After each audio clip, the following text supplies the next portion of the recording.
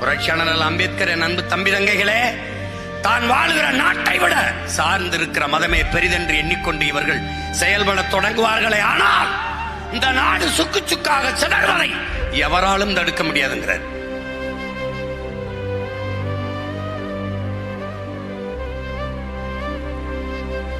நீங்க ஒரு மிகப்பெரிய பொறுப்பை சுமந்து கொண்டு களத்திலே நிற்கிறீர்கள். இதில் பொறாமைக்கு வேலையே கிடையாது. நான் பெரியவன் நீ பெரியவன்கிற எண்ணத்துக்கு வேலையே கிடையாது. அடிமையில் பெரிய அடிமை சின்ன அடிமைக்கு பேச்சே கிடையாது. நீனும் அடிமை நானும் அடிமை, அதுல என்ன உயர்ந்த அடிமை தாழ்ந்த அடிமை கிடையாது. அதை தகர்த்திரு. நான் சொல்றதான் கேட்கணும்.